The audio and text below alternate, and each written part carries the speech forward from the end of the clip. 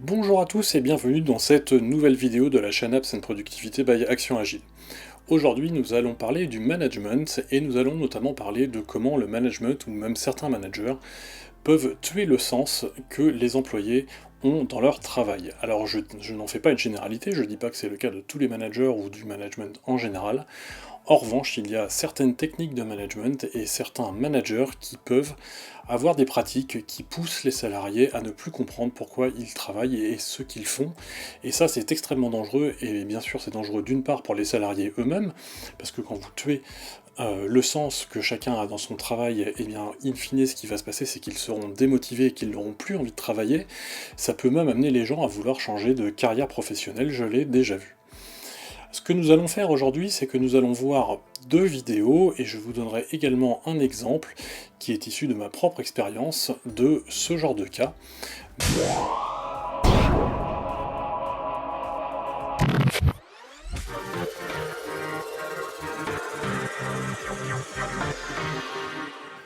Pour vous illustrer ces différentes dérives du management et qui peuvent amener jusqu'à la perte de sens pour les collaborateurs, on va commencer par regarder une vidéo qu'un abonné m'a fait découvrir, et d'ailleurs je le remercie, qui est issue d'une conférence qui s'appelait Reinventing Organizations, qui a été menée par Frédéric Laloux en 2016, dans lequel cette personne, qui est un ancien consultant et manager, explique ce qu'il a observé dans un groupement infirmier aux Pays-Bas et les effets qu'un certain type de management a eu sur les différents collaborateurs.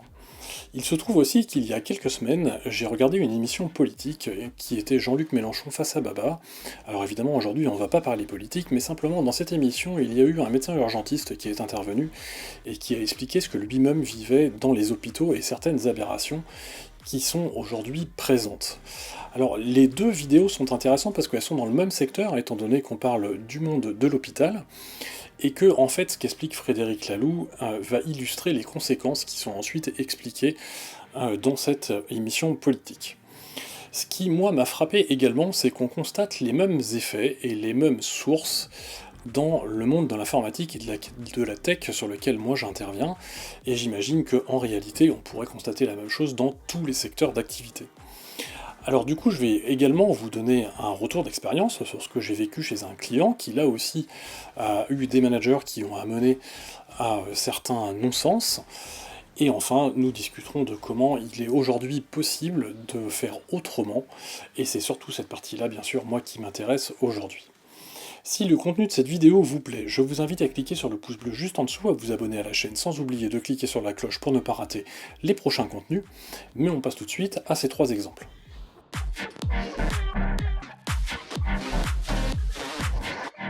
Jusque dans les années 80, déjà depuis quelques siècles, il y avait cette habitude en Hollande que chaque quartier avait son infirmière qui allait se rendre chez les personnes à domicile. Et puis dans les années 80, l'État hollandais, qui entre-temps payait la facture par le système de sécurité sociale, a eu cette idée quelque part logique de se dire, quelque part c'est pas efficace, toutes ces infirmières qui travaillent seules, indépendamment. Souvent entre deux clients, elles ont du temps, voilà, on devrait pouvoir optimiser ça si on les regroupait. Et donc c'est ce qu'ils ont fait, ils ont forcé ces infirmières à se regrouper à s'affilier à des organisations. Et puis toute une logique, qui est la logique actuelle du management, cette logique de l'organisation comme une bonne machine bien huilée, a pris le dessus. Donc, dans une première étape, les dirigeants de ces organisations se sont rendus compte, ben oui, chacune de ces infirmières a encore son client historique. Mais donc parfois, elles ont des trous entre deux clients, on les paye pour ne rien faire. Donc on va casser ce lien individuel et on va créer un call center. Et donc chacune de ces organisations a créé un call center, on a enlevé les téléphones des infirmières et on a dit aux clients d'appeler le call center, ce qui permettait tout d'un coup une beaucoup plus grande flexibilité, donc permettait d'allouer à la dernière minute l'infirmière qui est disponible. Et donc voilà, maintenant chaque client voit une infirmière différente tous les jours, mais on gagne en flexibilité. Donc ils étaient très, très contents du résultat. Et puis il n'a pas fallu longtemps pour que quelqu'un se dise, oui mais comme on a un système de barème d'ancienneté, il y a certaines infirmières qu'on doit payer nettement plus que d'autres. Et donc gardons juste quelques anciennes à qui on fait faire les choses vraiment compliquées. Et puis tout le reste, on va le donner à des infirmières plus jeunes, pas chères. Ça fait sens. Et puis, dans une étape suivante, ils se sont rendus compte, ouais, mais en fait, il y a certaines infirmières qui sont beaucoup plus productives que d'autres, qui sont beaucoup plus rapides que d'autres. Et donc, ils ont établi les temps normes. Donc, ils ont dit, bah, tiens, une piqûre, c'est 10 minutes. Changer un bas de contention, c'est 2 minutes et demie. S'il faut en changer 2, bah, c'est 5. Une douche, c'est un quart d'heure, etc. Et d'accord, ils ont d'ailleurs arrêté de parler de soins maintenant, ils appellent ça des produits. Donc il y a le produit piqûre, le produit. Et puis ils se sont dit, ah ouais, mais chouette, maintenant qu'on a des temps normes, on va pouvoir commencer à planifier. Et donc à côté des call centers, dans toutes ces entreprises, ils ont créé un département planification, dans lequel se trouvent souvent des jeunes sortis d'école de commerce, qui ne sont pas infirmiers, qui d'ailleurs probablement ne vont jamais rencontrer les infirmières, et qui vont planifier le travail des infirmières. Donc imaginons qu'on travaille chez Buurtzorg, ben on recevra, pas chez Buurtzorg, chez une de ces entreprises traditionnelles, on recevra tous les jours, en fin de journée, une fiche pour la journée suivante, qui nous dit, tu commences à 7h du matin chez Madame Intel, il faut changer un bas de contention, donc à 7h02 ben, tu es sorti. Puis Google Maps calcule qu'il te faut 6 minutes pour arriver au client suivant, donc à 7h08 tu es attendu chez le client suivant pour une piqûre. Donc à 7h18 bah, tu ressors, et puis Google Maps calcule que tu as 3 minutes pour le client suivant, et voilà. Et la journée se déroule comme ça. Et puis, ils se sont dit, mais c'est génial, maintenant qu'on a toutes ces données, enfin toute cette planification, on va pouvoir faire de l'amélioration continue. Et donc, ils ont demandé aux infirmières de coller des codes barres sur les portes d'entrée de leurs clients. Donc, si vous vous promenez en Hollande et que vous voyez un code barre sur une porte d'entrée, vous pouvez vous dire qu'il y a probablement un patient ou une patiente qui se trouve là. Et du coup, les infirmières, ben, elles scannent en rentrant et en sortant. Et donc, on a un système central qui capte toutes ces données. Donc, voilà, big data. Parce que du coup, évidemment, beaucoup de ces organisations ont commencé à fusionner pour devenir des organisations de plus en plus grandes. Et donc à rajouter des niveaux de management. Et donc on a maintenant un manager de district qui supervise un certain nombre d'infirmières, et puis un manager régional, national, etc. Et du coup, le rôle de ces managers, à nouveau, c'est souvent des jeunes sortis d'école de commerce, est d'analyser toutes ces données. Et donc pour chacune des infirmières qui leur apportent, d'aller voir et de dire, tiens, je me rends compte, chez toi, c'est tel type de piqûre où tu as l'air de systématiquement perdre 2-3 minutes. Donc on va peut-être pouvoir te coacher, te former pour que tu puisses rentrer dans les temps normes. Donc voilà, toute une logique de management où chacune de ces étapes, quelque part, fait sens. C'est une logique que moi, quelque part, j'ai pratiquée, peut-être pas de façon aussi poussée, mais dans mon passé de consultant d'entreprise. Voilà, c'est une façon de réfléchir l'organisation. Qui paraît hyper efficiente, mais qui a aussi d'énormes zones d'ombre, qu'on ressent dans plus en plus de domaines d'industrie. Et dans ce cas-là, la zone d'ombre, c'est que les clients détestent le service qu'ils reçoivent. Imaginez, vous êtes une personne âgée, une vieille dame, peut-être un peu confuse, et tous les jours, il y a une infirmière, une tête nouvelle que vous ne connaissez pas, qui rentre dans l'intimité de votre domicile, qui est déjà en retard, qui est déjà en train de courir, qui ne vous connaît pas, qui regarde la fiche, ah ouais, il vous faut une piqûre, machin, etc. Et puis, vous habituez juste à son visage, et puis vous essayez de lui expliquer, oui, je sais, c'est ce qui est marqué sur la feuille, mais en fait, j'ai appelé le médecin la semaine passée, que laissez-moi vous expliquer. Et puis l'infirmière qui dit, non, je suis désolé, j'ai pas le temps, et voilà, elle ressort. Et les infirmières, pareil, pour certaines, ça a été un processus vraiment très très douloureux, parce qu'elles ne sont plus en intégrité, elles savent très souvent, elles savent qu'elles font du mauvais travail. Elles rentrent, elles savent qu'elles devraient écouter, elles sentent qu'il y a des symptômes et elles n'ont pas le temps d'engager la discussion. Elles sont complètement coincées, cadenassées dans un système. Je vais prendre l'exemple de ma mission actuelle, qui est exactement le cas. Ils sont dans une situation où un groupe est en train de restreindre le budget de la France, qui avait une gestion budgétaire un peu à la one again, tu vois. Et du coup, pour arriver à avoir une gestion budgétaire plus saine, les différents dirigeants et managers, ils font ce qu'on leur a appris à l'école. Et donc ils vont demander des budgets de plus en plus détaillés. Et donc je te donne un exemple concret qu'on a vécu il n'y a pas longtemps, c'est qu'on a demandé à des équipes de créer tout leur budget 2022 en détaillant projet par projet, sachant que c'est des équipes qui ont une trentaine de projets faciles, et en disant qui va bosser par mois et par jour sur chacun des projets. Alors, ils ont fait l'exercice, ça leur a pris un temps considérable. Déjà, ma première remarque, c'est que quand on est à dire que telle personne va travailler sur telle ligne projet en septembre 2022, je sais pas très bien où est l'agilité. Mais on a fait un exercice très intéressant. On a une communauté de pratique avec les Scrum Masters, il y en a 90. Et on a parlé justement de cette gestion budgétaire et de ce qui se passait au final. Et en fait, leur retour des Scrum Masters a été de dire, comme en réalité on n'est pas capable de dire ce qui va se passer sur l'ensemble de l'année, en tout cas pas à ce niveau de détail, on va créer un budget prévisionnel sur l'ensemble de l'année, ils vont attribuer tout le monde, et puis tu vois, une fois que c'est fait, c'est très compliqué à modifier. Donc en fait, ce qu'ils font, c'est qu'ils ont un outil pour saisir leur temps qui va calculer du coup le budget derrière. Eux, ce qu'ils font au cours de l'année, c'est qu'ils vont saisir un temps qui correspond au budget qui a été défini en début d'année, mais qui n'a en fait aucun rapport avec leur activité opérationnelle. Alors si tu veux, c'est complètement schizophrène cette façon de fonctionner, parce que toute l'entreprise est en train de s'exciter sur la construction budgétaire 2022. Ils sont en train de casser la tête à tout le monde dans les équipes à demander des budgets hyper précis qui mettent des jours et des jours à être construits, tout ça pour obtenir au final un budget qui n'a aucune vérité opérationnelle. Ça amène les équipes à mentir sur ce qu'ils font, et c'est là qu'on est quand même dans un truc qui est complètement ubuesque, parce que tu as des équipes qui sont de bonne composition, qui veulent faire le bien de l'entreprise, et donc ils prennent eux-mêmes la décision de faire au quotidien quelque chose qui ne sera pas ce qui va être remonté budgétairement. Alors au final, tout le monde est content, parce que les dirigeants, ils arrivent en disant « Ah bah oui, regardez, on a notre budget, c'est génial, machin », et les équipes font complètement autre chose. Ce qui est hallucinant, et ça montre qu'on a deux mondes en fait. Il y a un monde de la direction, quelque part, qui voit une certaine photo de ce qui est fait dans l'entreprise, et puis tu as la réalité terrain, où la photo est complètement différente, ils travaillent sur des sujets différents.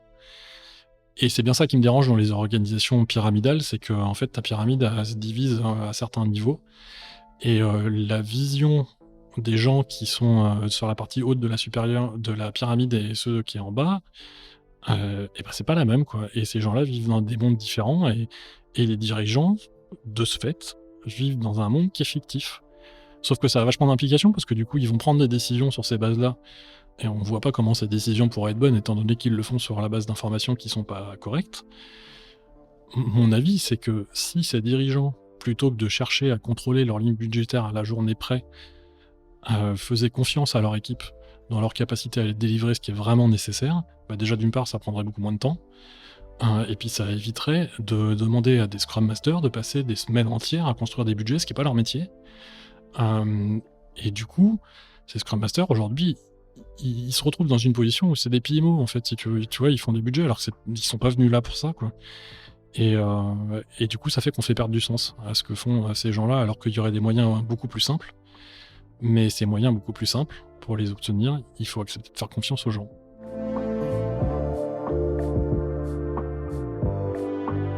Le premier élément que montre Frédéric Laloux dans sa conférence, c'est le risque de faire planifier les activités des uns par les autres. Et ça, c'est ce qu'on retrouve dans toutes les structures qui utilisent des chefs de projet. Le chef de projet, c'est exactement ce qu'il va faire. Il va découper tout son projet, il va en tâches. Les tâches en question, il va les estimer de manière plus ou moins collaborative, et puis ensuite, il va les affecter à des personnes. Et donc, ce qui se passe, c'est que dans les équipes, en bout de chaîne, vous avez un chef qui va arriver et qui va vous dire « Tiens, tu vas faire ça », et ça doit durer 4 jours. Sauf que, quand vous faites ça, ça a plusieurs effets. Le premier effet, c'est que vous allez infantiliser quelque part et déresponsabiliser les personnes, parce que vous ne leur demandez pas leur avis sur le temps qu'il leur faut à faire leur propre travail. Ce qui fait que vous ne prenez pas non plus en considération la complexité de ce qui peut être nécessaire. D'autre part, très souvent, ces délais, ils sont tirés vers le bas pour des raisons de coût, et donc ça veut dire que vous êtes en train de sacrifier la qualité. Et donc en fait, ce que vous allez faire, c'est que vous allez demander à vos salariés de travailler de manière non qualitative. Et donc là encore, on est en train de dire aux salariés qu'ils vont mal travailler, mais on leur impose. Le deuxième sujet, c'est la normalisation des activités. Quand Frédéric Laloux appelle ça de l'amélioration continue. Alors j'aime pas trop ce terme, parce que l'amélioration continue c'est quelque chose qui peut être très positif, mais quand vous prenez les activités de tout le monde et que vous commencez à dire pour faire tel truc, ça doit durer 15 minutes, comme l'explique Frédéric Laloux, ça devient un problème. Parce que déjà, d'une part, vous ne prenez plus en considération la différence de temps que vous pouvez avoir d'une personne A à une personne B, ni non plus les différences qu'il peut y avoir dans l'environnement. En fait, vous ne prenez plus rien en considération et le cadre devient beaucoup trop strict.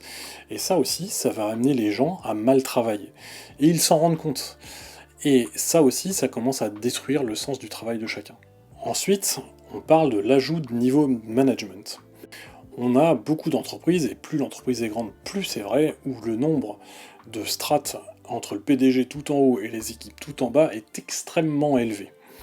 Et vous allez vous retrouver avec tout un tas de niveaux au milieu, qui est le middle management, dans lequel on va avoir les chefs qui vont gérer une 10, 15, 20 personnes, et puis après vous allez avoir les chefs des chefs qui vont gérer les chefs et leur mettre la pression pour faire en sorte que les budgets soient respectés, pour que tout avance bien, pour qu'on n'ait pas de problématique de timing, et puis vous allez avoir les chefs des chefs des chefs qui vont commencer à donner de la stratégie, et puis comme ces gens-là c'est des gens importants, et bien ils vont commencer à devenir inflexibles sur le budget et autres, et ce qui va se passer, c'est que plus vous allez monter dans l'arbre, et bien moins les personnes vont avoir conscience de ce qui se passe tout en bas. Et dans l'exemple que je vous donnais, c'est exactement le cas, c'est-à-dire que les gens qui demandent les budgets n'ont plus du tout conscience de ce qui se passe dans les équipes. Et on se retrouve avec des équipes qui font des exercices qui n'ont aucun sens, juste pour faire plaisir à tout le monde. Et enfin, il y a quelqu'un qui s'y perd dans tout ça, et on en a un petit peu parlé, c'est le client. Parce que quand vous avez toute une couche de middle management qui va imposer des délais, qui va imposer des coûts, et que tout ça va être tiré par le bas par des mécanismes budgétaires, et c'est vrai que quelles que soient les entreprises et quels que soient leurs revenus, et aussi profitables qu'elles soient, c'est toujours comme ça, eh bien la qualité va baisser et le client, au final, va y perdre. Sauf que si le client y perd, l'entreprise y perd aussi. Car il ne faut pas oublier une chose, c'est qu'il n'y a qu'un seul roi dans une entreprise, et c'est le client. Et que quand on commence à avoir une couche de bureaucratie, qui est tout le middle management, qui est très content de faire des systèmes très optimisés, bien planifiés, qui rassurent tout le monde, alors effectivement c'est très satisfaisant pour tous les chefs. Mais par contre, à quoi ça sert ? Si le client en final n'est pas content, ça ne sert juste à rien, et ça va se retourner contre l'entreprise elle-même. Alors il y a malgré tout d'autres façons de fonctionner. Et ces autres façons de fonctionner, eh bien, elles sont complètement à l'envers de tout ce modèle de management où en fait on a un chef qui va donner des ordres à des personnes, qui va leur imposer des choses sur le travail des personnes en question, alors que lui-même n'est pas sachant, ou en tout cas c'est pas le meilleur sachant. Et la meilleure façon de faire, c'est en réalité de faire confiance aux équipes. Et ça fonctionne très bien, et c'est ce que l'on fait dans les méthodes agiles. Alors il y a aussi tout un tas de méthodes de management aujourd'hui qui existent et qui sont différentes, notamment autour de la bienveillance du manager, et du manager qui ne doit pas être là pour donner des ordres, mais qui devrait plutôt être là pour venir aider ses équipes à faire ce qu'elles ont à faire. Mais ce qu'il ne faut pas oublier, c'est que ce sont les gens qui font, qui sont ceux qui savent. Et donc c'est à eux qu'il faut demander combien de temps les choses vont durer. Il faut accepter que ça puisse changer. Parce qu'une entreprise, ça change, son environnement change, les projets changent, tout peut changer. Et donc il faut accepter ce changement. Et tout ça est très bien expliqué dans les méthodes agiles, et c'est très bien expliqué aussi dans les nouveaux modèles de management.